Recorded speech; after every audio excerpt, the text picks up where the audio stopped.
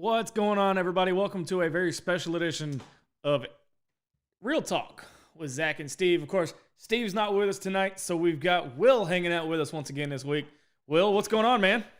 Just another day in paradise and looking for a coach. I know, right? So, a lot of names have been thrown around. Okay, so you got guys like, oh, God, let me. What's the most outrageous one? Bobby Petrino, Houston Lane Kiffin, Mike Leach, Butch Jones is the latest one I've heard. Oh, that one would make me puke. I saw that one today, and I was like, wow. But, yeah, like I said, Steve's not going to be with us tonight. He's got other duties. So it's going to be Will stepping in tonight. And I want to thank everybody for watching Sunday and downloading the podcast this week. What's the most outrageous coach that you've heard in this coaching search, Will? Well, it's got to be a tie between Petrino and Nutt. I mean, come on. They've both been coaches at Arkansas, and while they both had some success in their various offense and everything, and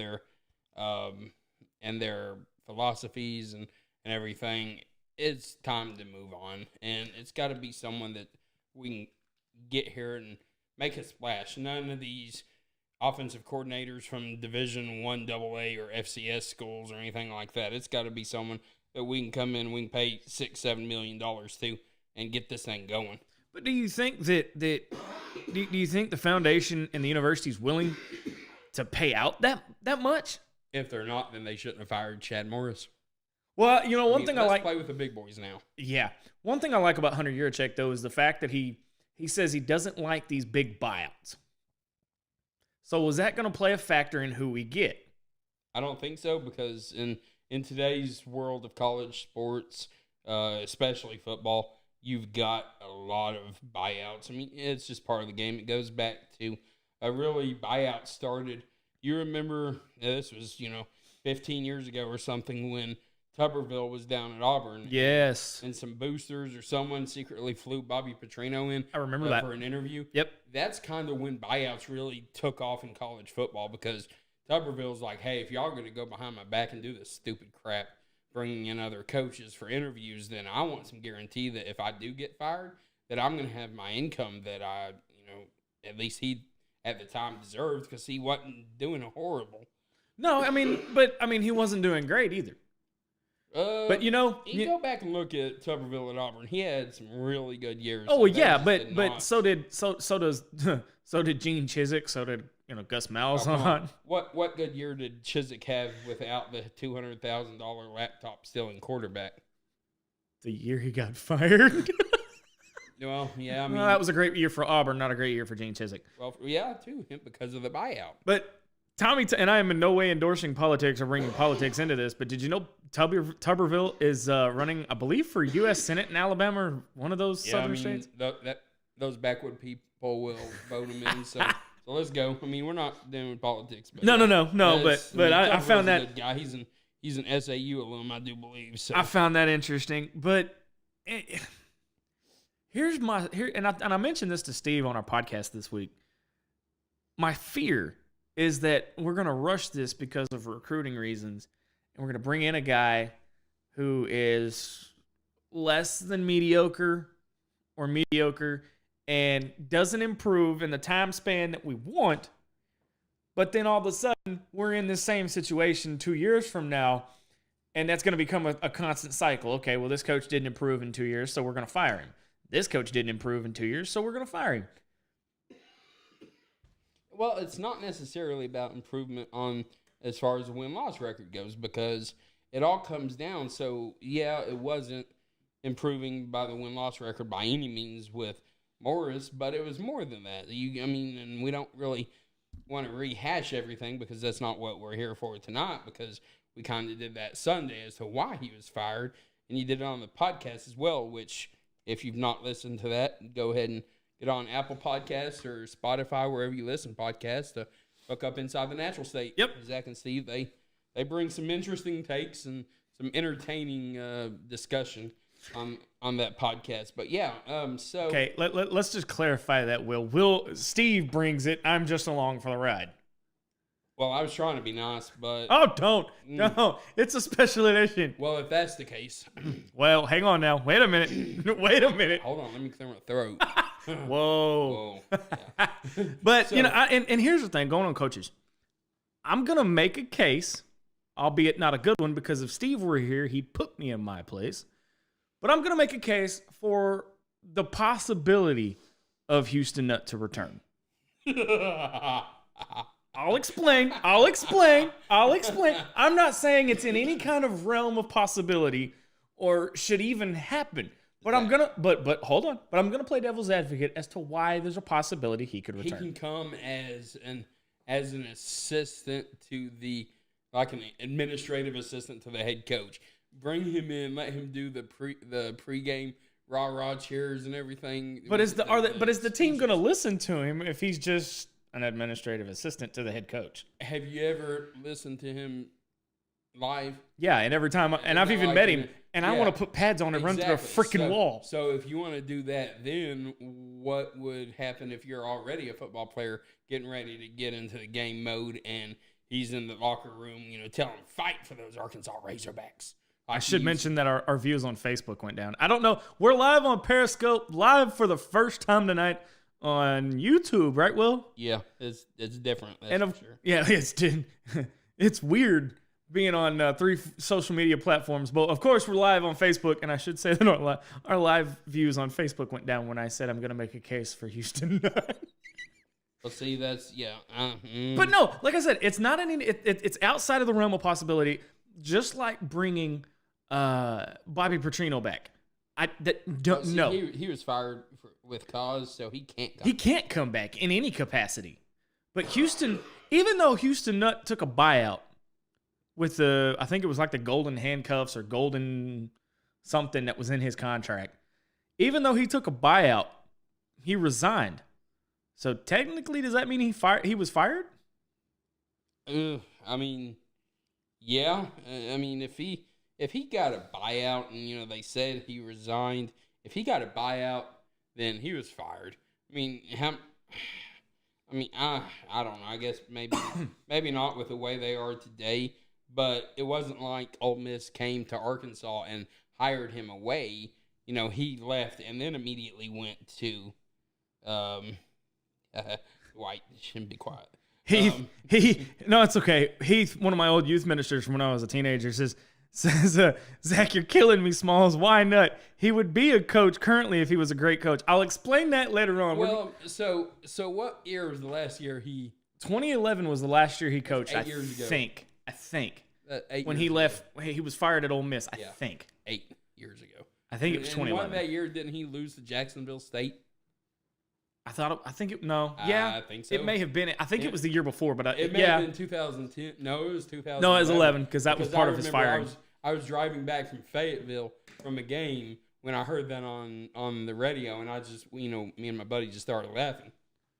Well, okay, but we're gonna go through the possible candidates first before we get to the outrageous, crazy ones, and then that's when I'll give you my theory on Houston Nutt. So we're not going to go through all of them tonight. we're just gonna go through our top 4. Yeah, I think we should maybe do this every week up until we have a coach. Just add this extra live stream in here, get everyone in here talking again. I mean, like we've been posting a coach every day on the page just to see what everyone's reaction is to the specific. How's that coach. going? It's going pretty good. I mean, we've I can't remember who the first coach I was or that I posted, but it was a resounding no. And then yesterday, I think I posted Baylor's coach, Matt Rule, and that was a pretty resounding yes. What about Hugh Freeze? I hadn't posted that. I thought about posting him tomorrow, so this would be interesting to see what people's reaction would be to that because no, I just don't think that's even a possibility. Just because of everything he went through with the cheating and then the. I was gonna say there's not that many strippers strip clubs in Fayetteville if I remember right. Well, as a capitalist society, all you'd have to know. Here is we that- go with your that economic coach is- again. Well, here that coach is coming to Fayetteville, so someone's going to invest in one and bring them in. But no, that's just not going to happen. I mean, Hugh Freeze had his chance at this level of football, and he decided that he was going to cheat to get recruits, and he decided that he was going to do the extracurricular things he did that, put a stain on Ole Miss as well. So he's not going to be an SEC coach probably in the next 10 years. No. And didn't he coach Liberty from like the hospital bed? Yeah. And I still don't know how, them as quote unquote religious university hired him as their head coach. That just makes me scratch my head itself. But yeah. Okay. So here's my question to you, because the consensus across all of social media seems to be that Mike Leach is perfect for the job. So let's dive in. No. Let's dive into Mike Leach and see why, if he would be a good fit. So what do you think? I mean, he's not doing too well this year. Well, not this year, but his record can be a little misconstrued. Yeah. So he was at excuse me. Wow, I just took the air right out of Will, didn't I? Yeah. No, not really. So he was at it's the weather. He was at Texas Tech, and the coach that was there before him kept Texas Tech around that 6-6, 5-7 mark, all while they were in the old Southwest Conference. Who was the coach before Mike Leach took over? Oh, I don't even remember. I That was back when I was 7-8 years old, so I don't really remember him. But, well, the Southwest Conference kind of dissolved in like 90. No, it was like 95 or 96, I think. Was it? Yeah, something like that. Or, either way. So, Leach took over, I think, in 2000 or 2001. I can't remember. And you say they went from the Southwest or South. Yeah, they went from the Southwest Conference to the Big 12. And he kind of kept around that 7-win season for the first 6 or 7 years. But then he jumped up 9, 10, 11 wins.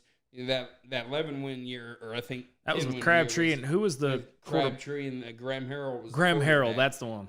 I remember that game against Texas. Ooh, that was a shootout, wasn't it? Yeah, and that touchdown to Crabtree right there at the end of the game, that just barely getting in bounds with his toes and stuff. That was awesome. So he said that the Southwest Conference dissolved in '92. I thought it was earlier than that, but yeah. So I just, people say his record's horrible. He's not very good or anything, and his defenses aren't. I'm not going to argue that. But his offense is fun, and you really can't argue with that. I mean, yeah, he may score, 60 points, but he may give up 62. And really, with the way we were playing this year, if we cannot find solace in scoring 62 points, even if we lose, that's just something that maybe we need to look at as far as how we. The Southwest Classic or the Southwest Conference dissolved in '95. And they went to the Big 12 in '96. Heath says that Tommy T was there before Leach. No, he was there after Leach. Tommy Tuberville was there for just like a year. That was after his Auburn, right? Yes.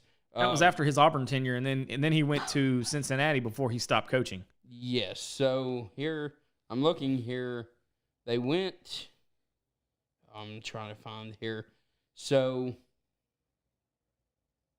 Oh, that's future. That's not. Yeah. So Leach was there from 2001, I think, was when 92. Okay, so Heath went back and said 92 was when we joined the SEC. However, that is kind of incorrect. Okay. August of 1990 is when we voted and were entered into the SEC, but we couldn't compete until 92. Okay, so were we still in the Southwest Conference in 91? Yeah. Okay, so we really didn't join until 92. There you go. Now, do you know who our sister school was that joined in the same year? South Carolina. Holy crap, you're good. Nicely done, Will. Yeah, anyways.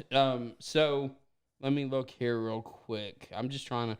I looked this up earlier because people were griping about Leach and everything. It was Spike Dykes, and he is the father of SMU's coach, Sonny Dykes. Interesting. So he was there for 20 years, I think, or something like that. Well, no, 12 years, 13 years, something like that. He kept them around 5-6, 6-6, had one 9-3 season, and then a couple 7-5s, but the rest or 5-6 and 6-6 type seasons. And then Mike Leach takes over in 2000, goes 7-6, 7-5, 9-5, 8-5, 8-4, 9-3. So bumped them up a couple wins a year.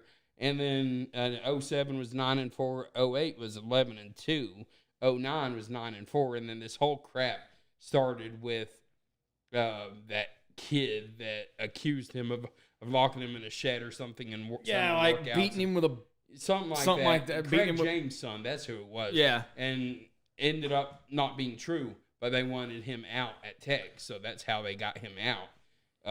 So that's Mike Leach's offensive points per game the last 3 years. All right, 17 he was 30.3, he was 50th. Okay, 2008 37.5, he was 15th. This year he's 39.3 per game, he's ranked 10th. Now the defense is where he struggles. Okay, so check this out. Defensive points per game. I'm assuming that's points given up. 2017, 25.8. He was 59th overall. 2018, 23.3. Wow, that was terrible. 42nd overall. 2019, he's 30.1, ranked 85th. So he's going to have to bring a defensive coordinator in that is not John Chavis. But that's beyond the point here. He's only making, 3.8? Yeah, something like that. 3.7, something like that.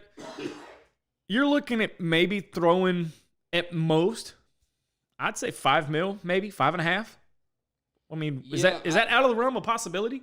$5 million for Mike Leach may be a little much, but I can see him maybe deciding to, just leave Washington State because, come on, let's be honest, Washington State.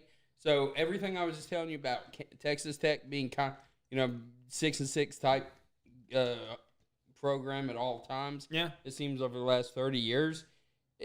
Washington State, I think, is usually a 2 to 3 win program, and so if he can take and turn Washington State into 6-6, 7-5. What was it? Last year or year before he was 11-2. Yeah, something like that. So if he can go to programs like there and have some success, imagine what he can come to. Yes, it's the SEC, we know, but come here with the resources we have, the recruiting capabilities that he can have more so than at Washington State. He can be successful here. I'm gonna stop you right there. Okay. Here's my argument with that argument. Chad Morris went into SMU after leaving Clemson. SMU was a dead program. Got him to a bowl game when he started. I think they were like 0-11, something like that. 1-10 or 1-11, something like that. 0-12. And then his third, fourth year, he went 7-5 into a bowl game. Everybody thought, okay, well, if he can do that at SMU, he can do that at Arkansas. So, and we all know the end result with Chad Morris. Don't. So is don't it? do Wait, that so Mike Leach. Hold on. Compare. But do you see where I'm getting at? Bielema was the same way. Bielema's look at what he did at Wisconsin. No. Hold on. No. 3 Rose Bowl appearances.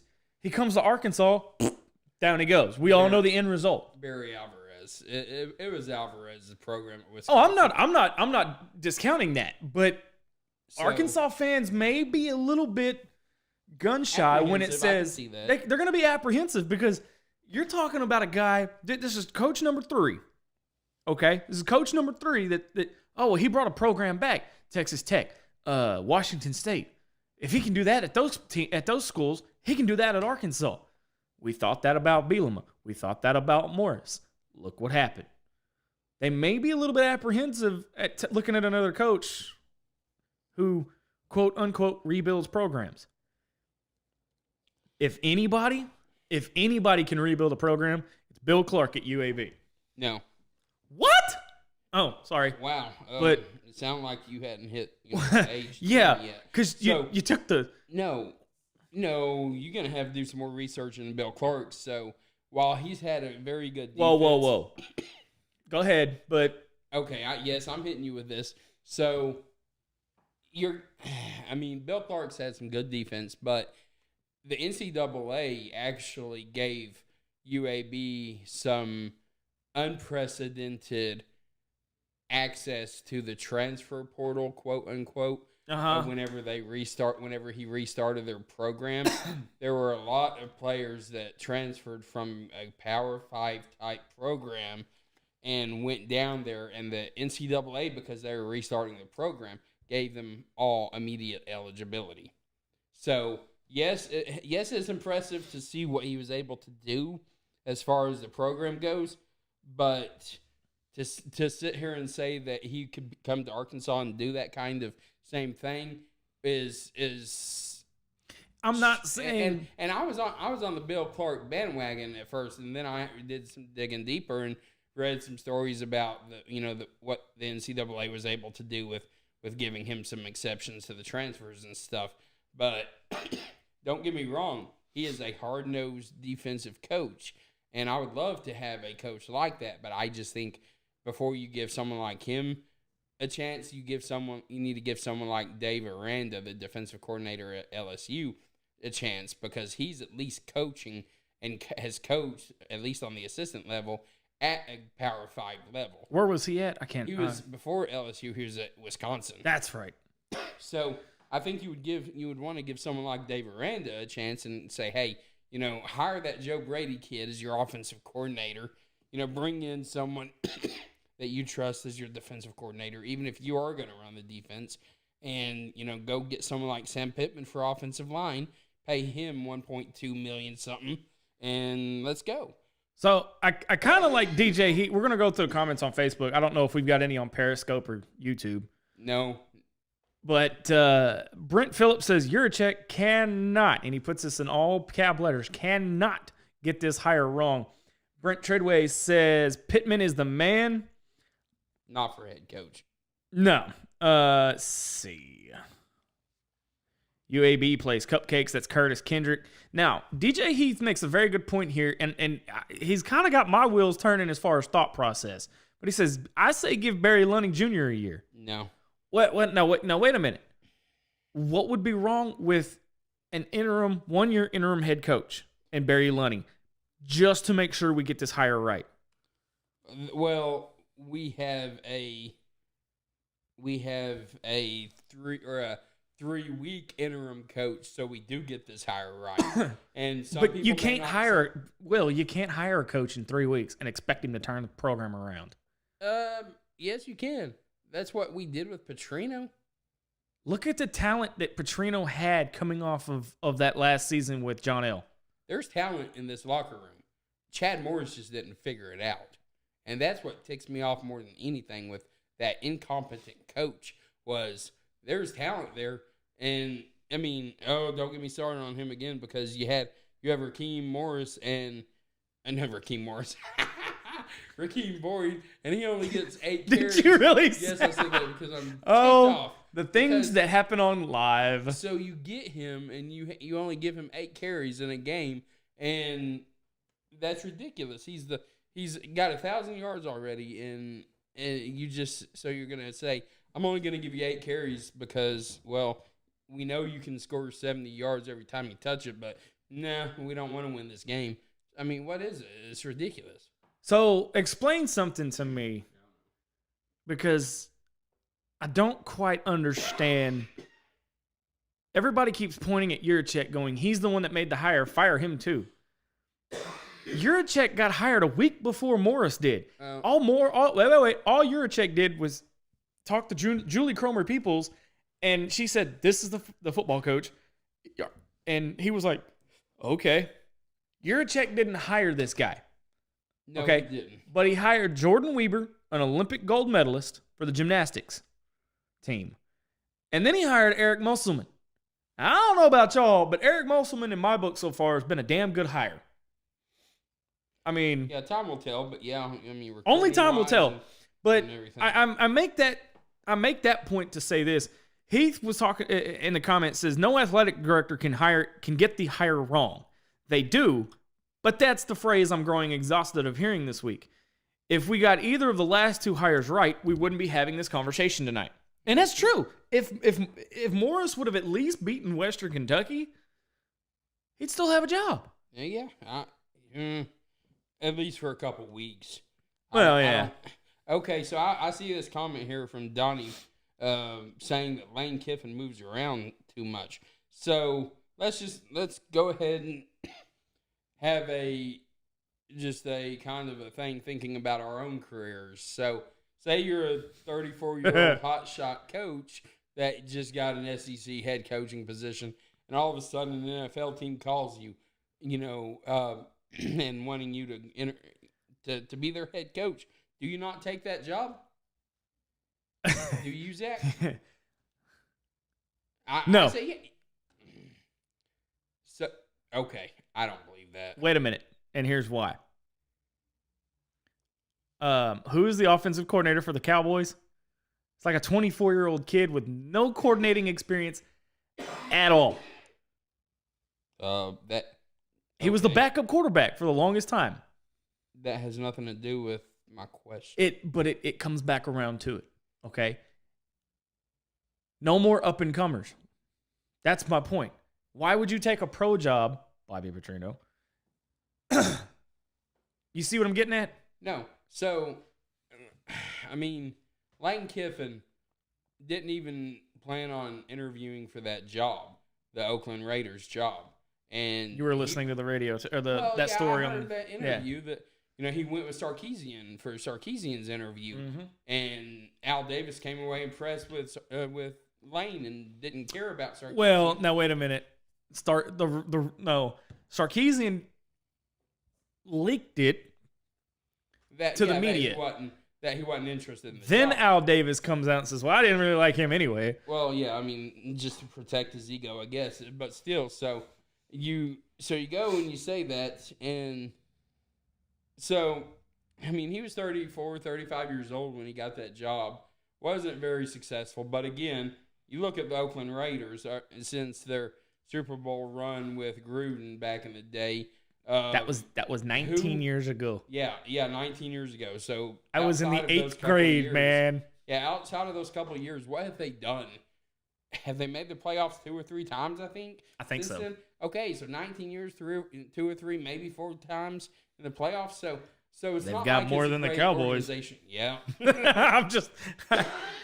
By the way, for those of you interested that are watching, with 7:49 to go in the third quarter, the Ladybacks are up 54-30 on Oral Roberts. So let's get back to this Lane Kiffin myth, I guess you could say, that he moves around a lot. So, yeah. Looks like Lane Kiffin's going to be our coach this week. Next week, we'll jump on the Mike Leach thing. Well, see, I've been bouncing. What are you talking about? It's been, 3 days or 4 days for this coaching search, and I think I've had 4 favorites since he's been fired. So, your list has jumped back and forth. It has, but I'm sitting here looking at this Lane Kiffin thing, and I'm saying, okay, so oh crap, you're thinking now he's 45. Yeah, I know that's dangerous. So he's 45 now, and he has gone. That USC thing, people talk. He was fired at the airport, and okay, sure he was. Yes, that's obvious facts. Right. So you take him and you take the situation he was in. So he was reduced scholarships every year because of the NCAA sanctions that came down. Thank you, Pete Carroll. Yes, and the Reggie Bush house buying or all that scandal thing that, I mean, I think Reggie Bush had his Heisman taken away. He willingly forfeited. But either way, well, they were going to take it if he didn't forfeit. Yeah, they were going to take it. So either way, this was a major scandal in college football. It wasn't Penn State type scandal or Baylor, but it was. Did you notice though? And we're like I said, we're swirling down the rabbit hole here. Yeah, you are.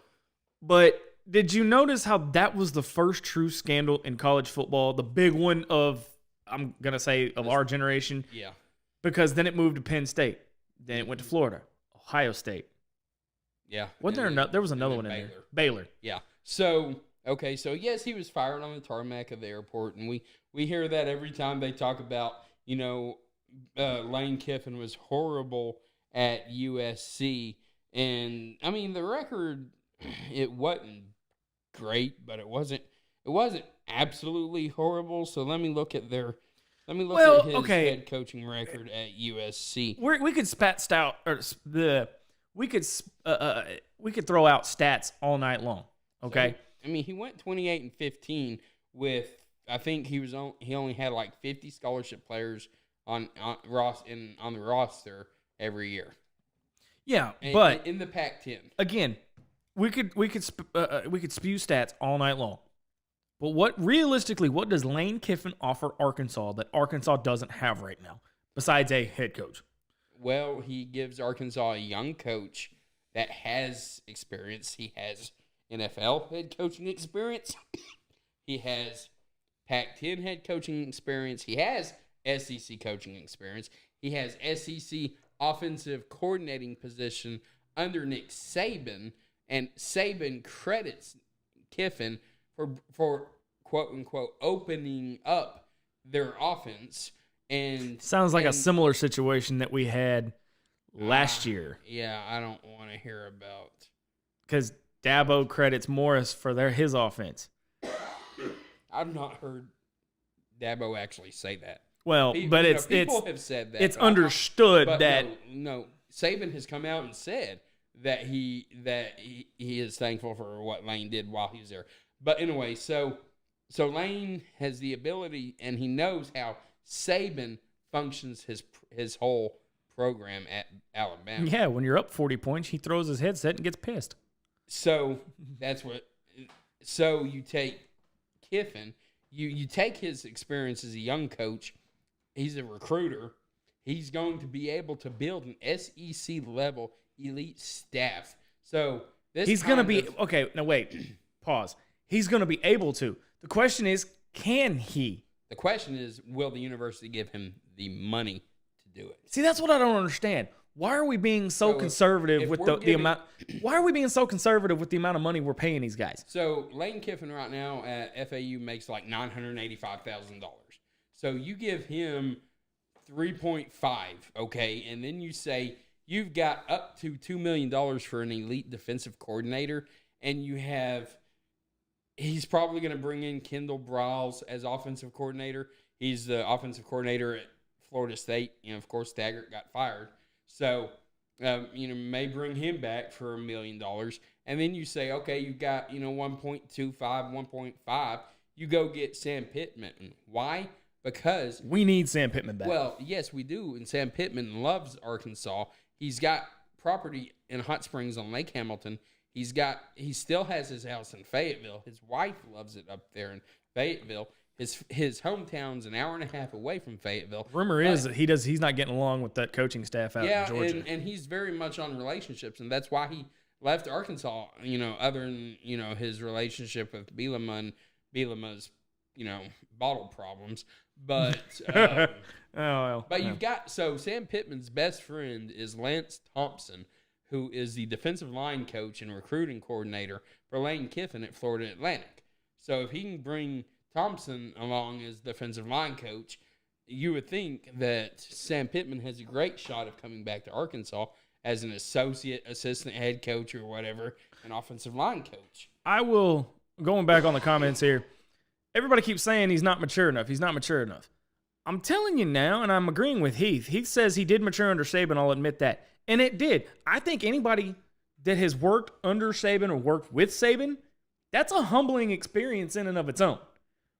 My problem is, and I'm going to throw this out there again, and I'm going to do it with every coach until we get one hired. And even then, I'm going to be a little bit critical of him. But my question is we bring Lane Kiffin in. We give him a bye his first year, or at least that's what most people will do to get his offense installed, which I don't think his offense will need much installment. I think it'll be defense and trying to get the recruits for that. Now let's go back up real quick to Josh Collins' comment. This is interesting. So bring Kiffin in as head coach. Get Steve Sarkisian as offensive coordinator, Gene Chizik as defensive coordinator, and Sam Pittman as offensive line. That is what I would call a fantasy type line up as far You're as looking coaches, you're looking at $15 million. I was going to say, you're looking at $15 to $20 million in salary alone. Salaries. And I don't know that, while they do want to win, I just don't think that Arkansas is a program right now that can spend that kind of money to be able to. However, okay, think of it this way. If we really want to play with the big boys, all right, and go up against an LSU, go up against an Alabama, you're going to have to shell out $15 to $20 million. I don't think their salaries are combined to be $15 to $20 million. Yeah, but again, if you want to build the right staff, if you want to get this hire right, you're going to have to shell out the big money. I do agree with that, definitely. You're going to have to. You can't pay a coach $4 million with a $12 million buyout in year 2. You can't. Two names though, and again, I know we're on Lane Kiffin, but this we add this to our list of coaches. James Franklin at Penn State, former Vanderbilt head coach, and Les Miles at Kansas. Now, I've heard, although I've never been able to confirm this, but I've heard that Les Miles was interviewed and was near taking the job before he took the job at Kansas. Is that? I mean, again, I'm not saying that's true. I'm not saying that was confirmed. I'm asking as a fan. I don't think that's accurate. Only because, his best friend is Jeff Long. He just got fired as athletic director. So I don't think that's accurate. I know that. Wow. What? How ironic is that they end up at Kansas? Well, I mean, and now look at Kansas. Now look at Kansas though, and the crap they're having to deal with. Yeah. Well. Brent Phillips says, isn't Arkansas still paying Brett Bielema $4 million for 2 years? No. He is in breach of contract, so they have stopped paying him. They are putting the money in escrow, but they are not actually paying him yet. They're going to let the courts figure that out. And the deal with that is, I think his contract says that he cannot sue the University of Arkansas, and because that would breach his contract. Yeah. So he wouldn't be able to actually sue the University of Arkansas for the money. So that's where, and it's interesting that the university is actually trying to recoup the money they paid him in 2018, saying that he did not. So his agreement says that he has to file paperwork with the Razorback Foundation every 3 months, saying that he's trying to look for a job that's comparable to what he was doing at Arkansas, and he didn't. So they're trying to actually recoup I think the close to $4 million they paid him in 2018 too. So there's a lot of moving parts of that, but they are putting the money in an escrow account so that if they do have to pay him, that it's not going to affect what like 2020 donations and stuff like that. So, and we're not paying MA anymore, right? Since he got the job at St. John's. Well, yes, I do think we are paying him a little bit. Normally it takes, what was he making here? I have no idea. I'm not even going to begin to guess on his. Yeah, well, I think what they do is they take what he was making here and subtract what he's making there, and they still pay him the difference. So that has got to be the most retarded thing I have ever heard. I mean, it's. But anyway, let's get back. Let's get back on. My point is though, okay.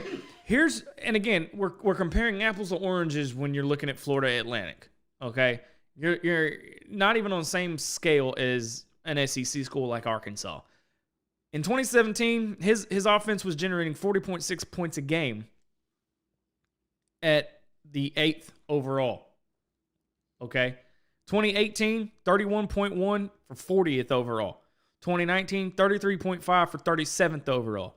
Defense, 22.7 for 35th, 31.8 for 93rd, and then 24.1 for 46th. So if we bring Lane Kiffin in, he's going to have to shell out, well, I'm not going to say he, but he's going to have to get some really, a support staff that can hone in our defense, because I'm tired of being a bottom feeder. I'm tired of being the bottom quarter of the SEC. Okay? I want to compete with Alabama again. I want to start compete. Hell, we haven't even beat Missouri. At this point, I don't care to compete with Alabama. Yes, that's the ultimate goal, but I would just want to be able to beat Ole Miss, Mississippi State, Vanderbilt, those type programs, the programs that historically Arkansas is better than. I just want to beat San Jose State. I'm Okay. I want to throw a name out here that's really not been talked about much. They kind of mentioned it on the buzz this evening as I was driving here, but I'm not going to give the name just yet, but I'm going to give you him so let me count real quick. 3. Okay, wait. You're going to give the name out, but you're not going to tell us who it is. Hold on. So he's been at this school for 16 years. He's been the head coach for 16 years. He is on the West Coast. And his overall record is 128-62. Well, it can't be Chip Kelly. No. No. Oh, no. Chip Kelly, UCLA, right? Yeah, I won't touch him in 10-foot hole. No. So 128-62. He is It's the Oregon head coach. No. He is What? No. Who The am I Oregon not? head coach hadn't been there that long. West Coast. Who am I not thinking of? I don't know. I'm not going to tell you that just Pac, yet. okay. Can anyone figure this out yet? Pac-12, right? Now, Terry, I don't need NyQuil. Yeah, he does. No. Pac-12, I'm assuming. Or is it Mountain West? Pac-12. Okay, so... I'll wait a minute. I got it. Herm Edwards? No. Oh, damn. Close, but no. So this coach is the successor of Urban Meyer. Utah State? Not Utah State, but Utah. Who's that coach? He says David Shaw at Stanford. His guess is David Shaw at Stanford. Not quite. It's Kyle Whittingham at Utah. Paul Howard got it. Yeah. So just at the last second. But, so yeah, Kyle Really? Whittingham. Yes, and the thing is, so when it comes to recruiting, we are always talking about Arkansas needs to find the guy that can recruit and develop the talent. So while this is still the Pac-12 and it's not the SEC, I understand that. They are the most athletic team in the Pac-12. And he goes into Texas to get his recruits. He's got that pipeline, though. Exactly. So if he's out there in Utah and he's pulling these elite athletes from Texas, why can't he come to Arkansas, who is 3 hours from the east side of Texas, to pull these athletes from? There's so many answers I could give, but that's one name I haven't heard. What about? Oh, no, I'm not going to go down that rabbit hole. Not this week, because we're closing in on the end of the show here. So I throw that name out there. He makes $4 million already at Utah, and he is kind of an older coach. Yeah. Sorry. At 59 years old. Do you need some NyQuil? No, I'm good. Robitussin. He'll be 60. He'll be 60 in exactly 1 week, actually. But he's a guy I think could come in, give us 5 years of stability, and really turn this program around so that we can get another coach that is going to take us to the next level. Who is the one coach? And again, this is completely off topic here, but the thought just occurred to me. The old coach at North Carolina, didn't he have connections with Arkansas? Butch Davis? No. Come on, y'all, help me out here. David. Is it North Carolina? No, it's Duke. David Cutcliffe. Duke. Okay, yeah, Duke. I knew it was in North Carolina. Yeah. Cutcliffe. He's still at Duke, I think. What he's done. Oh, no. I know, I'm totally kidding. I think he was the QB coach under Nutt at Arkansas. Yeah. I think so, something like that. I think so. But like I said, we're not going to jump off into that rabbit hole. But no. The thought just Heath. So what's everybody's thought about the good coach to just the east of us there in Memphis, Mike Norvell? You get that out of here. I don't think. See, the problem. Okay, Norvell, something's up because all these other programs have passed him over. Yes, I get it. He's got Arkansas ties. He played wide receiver at UCA. No, yeah, he was UCA. But he's only kept Memphis.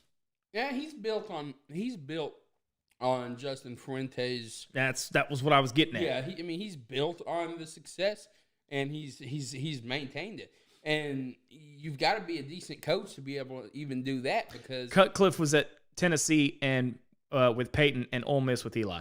Okay, so well, thank you, JM. Yeah, and you just made my train of Sorry, thought. I just so he built off of Fuentes. I get that. Yeah, so you still have to be a good coach to even do that, because if not, you can crash and burn a program in a heartbeat. You can, but the problem is, though, how far has he gotten Memphis? I mean, okay, no, wait a minute. Before you answer, before these guys jump on me. He beat Ole Miss this year, and we couldn't do that. Dude, he did that with Memphis. Do we really want to go down the resume as who we couldn't beat compared to everybody else? Matter. So we're talking about a coach that we can get that's better than Chad Morris. Is he? And are you? Wait a minute. Are you sure you're not trading one American athletic coach for another? Again, he took Memphis and he beat Ole Miss. Chad Morris took SMU from a winless season. Chad Morris took to Arkansas, a 7-5. He took Arkansas into Ole Miss in front of 40,000 people and lost by 17. Memphis beat them. Which, by the way, they play in the Liberty Bowl. Yeah, so I'm not a fan of Norvell coming to Arkansas, but to just completely downplay and say that he couldn't be successful here, I think is a little disingenuous. Do I think that he would be? Not, okay, but not that's necessarily myself. That's like going into the ACC and getting another and trying to get another Bobby Petrino. That's like going to the Big Ten and trying to get another Brett Bielema. Okay, in my eyes, and again, if we do get Norvell, although I don't think we will, but if we do get Norvell, I don't know about the rest of you.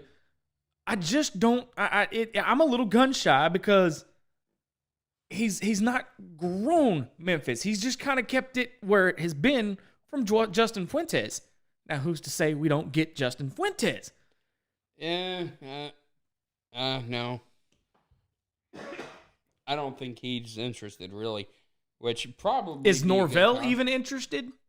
He was in 17. I don't know if he is now, and it may just be that he got shunned. Well, I don't know about shunned. I don't know that he was interviewed.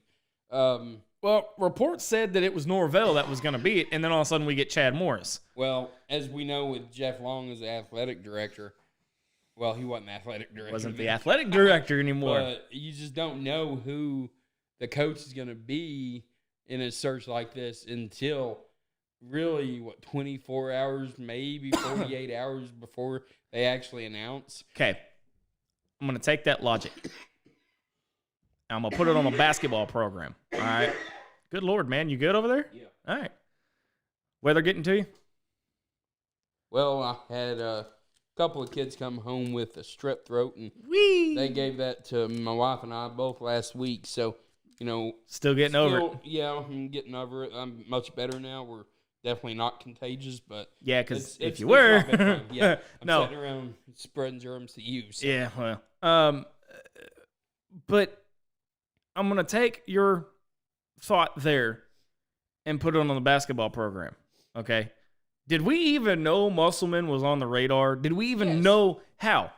Well, how long in advance did we know that Musselman was going to be the hire? 2 weeks. Not that we didn't know that right away that he was going to be the hire, but probably within the last week and a half of the search, it was pretty much dwindled down.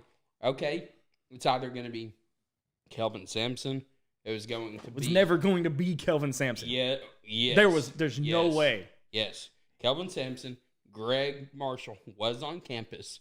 He did interview. Now, see, that I can believe. And Musselman was on campus as well. So those three guys, and of course they were waiting out for Chris Beard, but as he made that championship game run, it just got further and further away. He was never going to be our coach. That's another discussion for another day, because I've got a whole thought on Chris Beard. But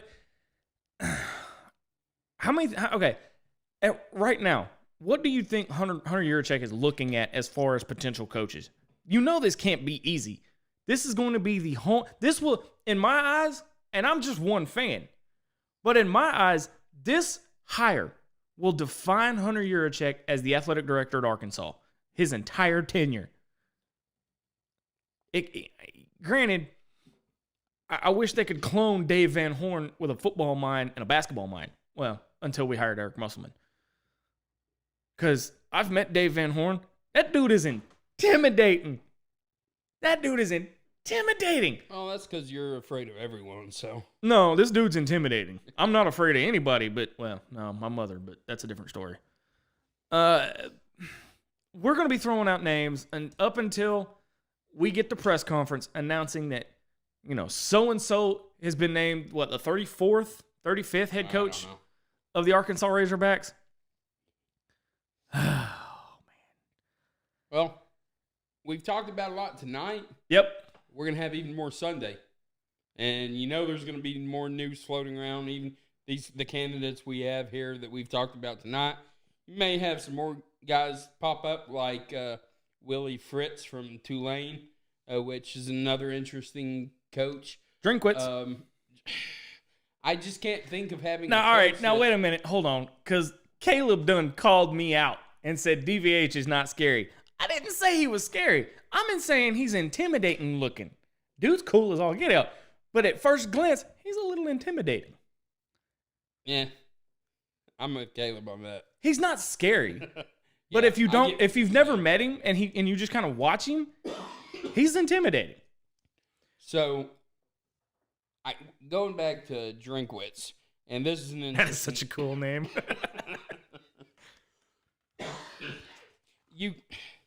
This is the SEC, and we hired a coach who at least had 3 years of head coaching experience under his belt, and we see where that got us.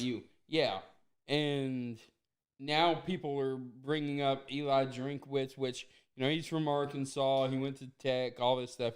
Which one is that one again? Remind me. Appalachian State. Okay, that's what I thought. But he is just maintaining or building off of what Satterfield did and everything before he left. So he's got 8-9 games under his belt as a head coach. There's no way that Arkansas, an SEC program, is going to hire a guy with 9 games under his belt as a head coach. So, especially not in the SEC West. Yeah, and while it's a great story and everything, we just need to go ahead and put that one to bed, and it's just not going to happen. In all honesty, we need a coach that has head coaching experience, not necessarily in the SEC. I kind of think that maybe that's a little bit overstated with our fans and everything. It is. And I used to think that way too, but I think if you can come in, you can establish relationships, and you have had previous relationships in this area, that's a different story. But as far as the actual coaching, yeah, I agree with that, JM. I agree 100% with JM. We need to be able to keep the Arkansas boys in Arkansas. And Morris, for the players that fit his system, did a good job with that, except Jacoby Criswell. And I think that's going to be brought back to light here with whoever the new coach is, because Criswell, I'm pretty sure, is a lifelong Hog fan. Yeah. He really wanted to be a Razorback, but then Chandler Morris committed, and we know how everything's unfolded since then. But we do? Yes. I'm sorry, I had to. Hey, real quick update before we start wrapping things up. The Arkansas women's basketball team is up 81-39. That's just mean. With about 8 minutes to go. 81-39. Fourth quarter, 7:54 to go. 81-39 with Arkansas at the charity stripe. Make that 82-39. Well, I hope ORU gets at least 44 points, just so that the men's team can still say that they have only given up 43 points a game. But you got to admit, both of them are doing really well. Yeah, and it's 2 games, and we'll see how that, if we play transitive properties in basketball, then, Arkansas may be a Final Four team this year, but you don't do that. You have to play the matchups and everything. Christopher Shaw coming in from Fort Benning, Georgia. Woo-wee! I've been to that post. Hey, I feel bad for you down there if there's a bunch of Georgia fans down there. Yeah. Alabama fans, Auburn fans, right? And such. Because you're probably getting a lot of hate. He's probably getting hate. But we've got a big podcast coming up on Monday, and I want yes, we do. because it's gonna be a full one. We're gonna have a couple of special guests. Oh, I know at least. Wait, we have more than one. Yeah. You're gonna have to tell me off air who it is. I only know of one. Okay, so we've only got one, but well, Steve's special. He's just not a guest. He's special, all right.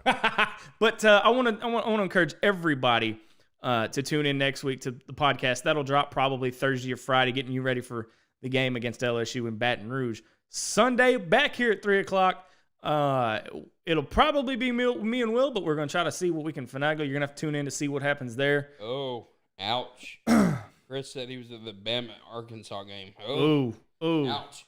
Hey, at least you saw some cool flashing lights, I guess. Yeah, I don't like that. I hate that. I really do. It's kind of sarcasm, but so going back to the podcast, I encourage everyone to go listen to that. We're getting better and better every week. What? My brother from another mother's watching. Nathan Strutz. I met him at Staff Sergeant in the U.S. Army. Awesome. He's in Oklahoma right now. Okay. Living the good life. Well, we're averaging 800 listens per episode right now. Holy cow! On the podcast, so I encourage everyone, share it with your friends. It's more crazy, goofy talk like this. Last time you told me we only had 50. Yeah, that was like episode 1. But yeah, so we're a lot of people really, listening to me. Really growing. Yeah. So are we sure that they like me and not Steve? No, they like Steve. Okay, that makes me feel better. Yeah. So definitely listen to podcasts, Apple Podcasts, Spotify, Google, all of those. You can listen to it through your car system driving to and from work, which is what I do. It kind of scares me because sometimes you haven't wrecked the Jeep yet. I haven't, which is kind of shocking with some of the crap you say on there. I wonder if Katie listens. I haven't asked her yet. I think I should. She hears your voice enough as it is. Yeah, boy, ain't that the truth. Yeah, let me tell you. So, encourage y'all the next couple of days. We're going to keep posting coaches on our page. Give your opinions, your thoughts on that specific coach. Tell us why you think he could work here and why he couldn't. And we'll see who may be our coach in a couple of weeks. We're probably figuring December 10th to 12th. I don't think it's going to be before Christmas. If it's not before Christmas, don't be surprised. It has to be because the early signing period if is you want to December get 16th. If you want to get it right, that early signing period. You need to have someone in place. But with every coaching change, recruiting's going to take a dive there toward the beginning. Okay, it's inevitable. If you miss early signing period, that's okay. Yeah. What you need to look at is National Signing Day. It's not okay. Like most of the elite athletes are already going to sign in that early signing period. I get that, but you get my point. Yeah. That first year, it's going to take a nosedive, and that's fine. Yeah. Hey everyone. So if you have not already followed us on Twitter, go ahead and follow us. You see our screen name there on the screen, Nat State Sports, and also we are on YouTube now. So you can go back instead of having to come to Facebook to find their videos. Go look us up on YouTube at Natural State Sports as well. Hey, for the record, we have a Vol watching us who loves our show. Who's that? Brent Phillips. Oh, okay. He says, I love this show and I'm a Vol. Well, he's coming here probably to say, oh, there's a program that's much worse than us right now. Oh, I know. Because let me tell you, I was at the 2010 Arkansas Tennessee game where Joe Adams had that crazy punt return. That was and pretty. But you know what? I will say that even after that game, I was walking out of the stadium. The Vol fans that were coming out were nice. They were very nice, even after getting their butts whipped 49-7. They were coming out. They were just like, man, y'all kicked our butts. Y'all were good. I have a feeling something like that would happen now if we played each other. But it would be the other way around. Yeah. So speaking of the Tennessee Arkansas series, I'm going to bring up a sore thumb. 21 years ago today. Oh, no. Yep. Why? Really? We're already in a sour mood. I know. You're going to throw something at me, aren't you? No, I've got a bunch of technology in front of me, so no. Oh, crap. I'm going to be in so much trouble. But final thoughts, Will, you got any? Let's not go crazy over some of the names we may hear. Arkansas fans just went nuts on social media today as we heard or saw an article from Saturday Down South saying Butch that Jones? Butch Jones was a candidate. No, Oh!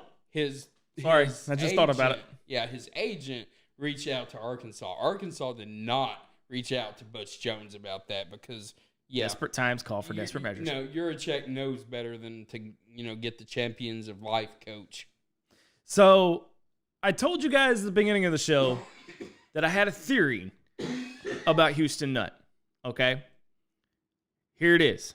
This will be my final thought, and then we're signing off for the night.